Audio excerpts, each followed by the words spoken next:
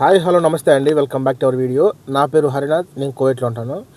ఎస్వికేడి vlogs YouTube channel subscribe చేసుకోండి, అలాగే పక్కన గంట సింబల్ కూడా యాక్టివేట్ చేసుకోండి. ఈరోజు వచ్చేసి మనం ఈ వీడియోలో కువైట్లో ఎండలు ఎంత తీవ్రతను మించిపోతున్నాయో మీకు అందరూ తెలిసిన విషయమే.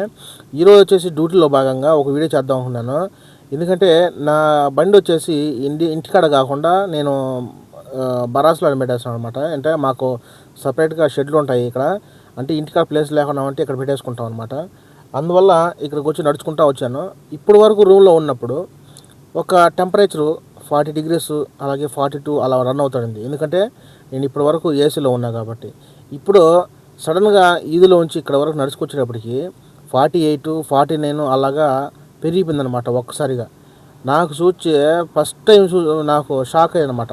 ఏందిరా ఎంత ఎంత హీట్ అయిపోయిందా అని చెప్పి నేను సడన్గా ఒక 5 నిమిషాల వరకు నాకు టైం పడదు మా ఇంట్లో నుంచి ఇక్కడికి రావడానికి. అప్పుడే ఎంత వేడైతే పెరిగిపోయింది. ఇప్పుడైతే నేను ఇక్కడ సెంటర్ ఉంటుంది కదా బరాస్ అనేది, అక్కడ నిలబడుకుని ఆ షెడ్లో నిలబడుకొని వీడియో తీస్తాను అనమాట. ఇప్పుడు ఈ షెడ్ కింద 47 అదే వెదర్ అయితే ఉందన్నమాట, 47 degrees.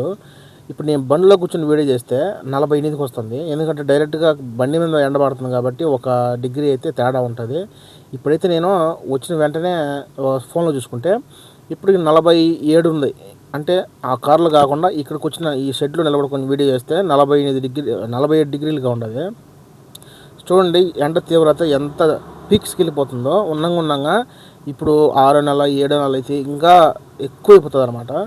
ఇప్పుడు ఖర్జూరం కాయలు మాగే టైం వచ్చేటప్పటికి అంటే రుతుబా పెడుతుంది కదా, ఇలా రుతుబా పెట్టినప్పుడు ఒక 15 రోజులు గాలి తోలకుండా అలాగే స్టక్ అయిపోతుంది అనమాట. ఇలా స్టక్ అయిపోయినప్పుడు ఈ పక్వానికి వచ్చినప్పుడు ఈ ఖర్జూరం పండ్లు మాగే టైం వస్తుంది అనమాట. ఈ వేడికే ఈ 15 రోజుల్లో మాగిపోతాయి. ఇలా మాగిపోయిన తర్వాత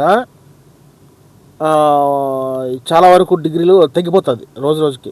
ఇప్పుడు చూడండి, మీకు ఫోన్లో చూపిస్తున్నా 47 degrees అయితే ఈ షెడ్ కింద ఉందన్నమాట.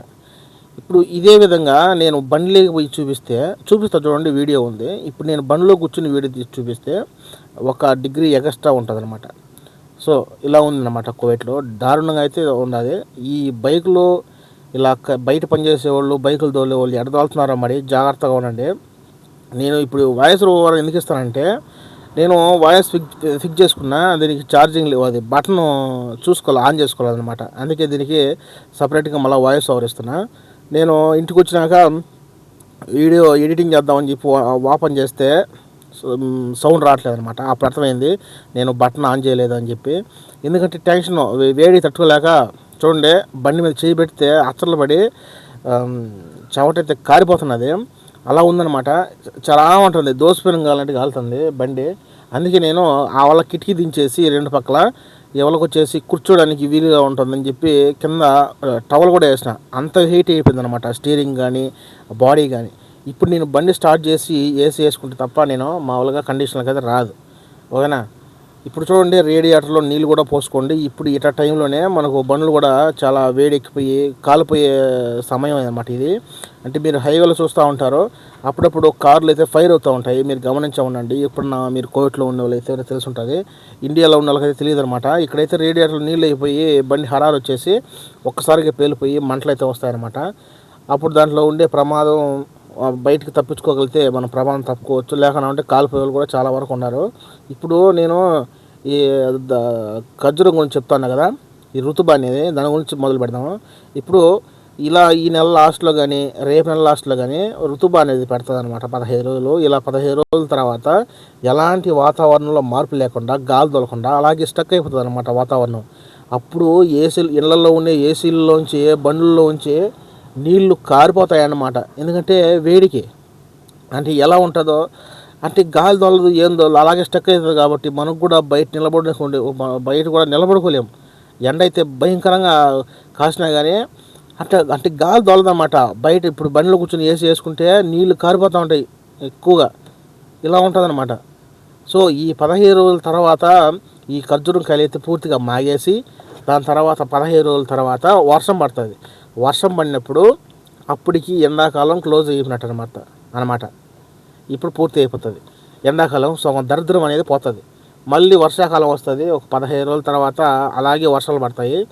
దాని తర్వాత ఎండాకాలం అయితే పూర్తిగా తగ్గిపోతుంది.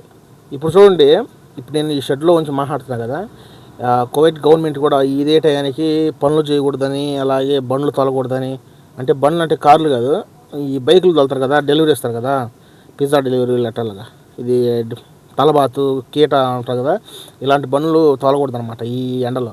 ఎందుకంటే వడదెబ్బ తగిలి పడిపోయే అవకాశం ఉంటుంది. ఆ బైకుల్లో ఉండే వాళ్ళు, ఇప్పుడు మన బండి తోలే వాళ్ళకి ఇంత వేడైతే బైకులు తోలే వాళ్ళు అయితే ఆ హెల్మెట్ ధరించి చాలా వరకు ఇబ్బంది పడుతూ చెమట్లకైతే కార్చుకుంటూ ఉంటారు. ఆ హెల్మెట్ పెట్టుకొని, హెల్మెట్ లేకుండా అంటే ఇక్కడ ఫైన్, చాలా ప్రమాదం అనమాట.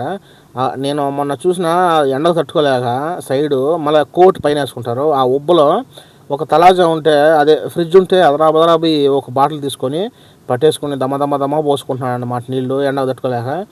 ఓరని పాసుగాలు అనిపించింది నాకైతే. బండిలో ఉండి ఏసీలో కూర్చొని నాకు అర్థం కల, వారి ప్లేస్లో ఉంటే మనకు అర్థం అవుతుంది. ఇప్పుడు ఇండియాకి వెళ్ళినా కానీ మనం ఎండకు పోతే అబ్బా ఏందిరా ఎండ ఎంత వేడిగా ఉంది, అబ్బా బతకలేడు అనిపిస్తుంది.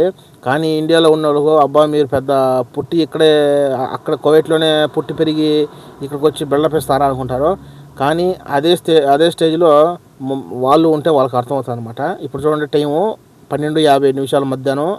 ఇప్పుడు బండిలోకి వచ్చాను కదా, 48 డిగ్రీలకు వచ్చింది, అంటే 1 డిగ్రీ పెరిగిందనమాట వేడి. అలా అనిపిస్తారు.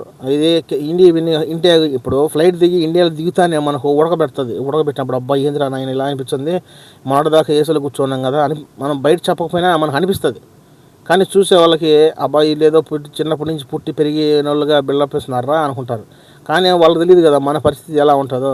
మనం ఇండియాలో ఉండే వాతావరణానికి ఇక్కడికి వాతావరణానికి ఒక 3 రోజులు కనీసం ఒక వారమైన డిఫరెన్స్ ఉంటుంది. అంటే అక్కడ వాతావరణానికి అడ్జస్ట్ అవ్వడానికి. అలాగే ఫుడ్ కూడా నేనైతే ఒక 4-5 రోజులు ఇబ్బంది పడినా, కొంతమంది అయితే భిన్న అడ్జస్ట్మెంట్ అవుతారు. నేనైతే 3 రోజులు, అంటే అన్నం ఫుడ్ కానీ వెదర్ కానీ ఒక 3 రోజులు అయితే మారిపోయాను అనమాట. చాలా వరకు భిన్న రికవర్ అవుతారు. ఎందుకంటే మనం పుట్టిన ప్లేస్ కాబట్టి మన బాడీకి పనికి వస్తుంది కాబట్టి భిన్న రికవర్ అవుతుంది అనమాట. సో ఇలా ఉన్నదనమాట కువైట్లో ఎండల్లో. మీరు బయట ఎవరైనా పనిచేసే వాళ్ళు కానీ బండ్ల డ్రైవర్లు కానీ ఎవరైనా కానీ బండిలో మజ్జిగ అయితే తెచ్చుకోండి. ఇదన్నమాట వీడియో. ఓకేనా, జాగ్రత్తగా ఉండండి.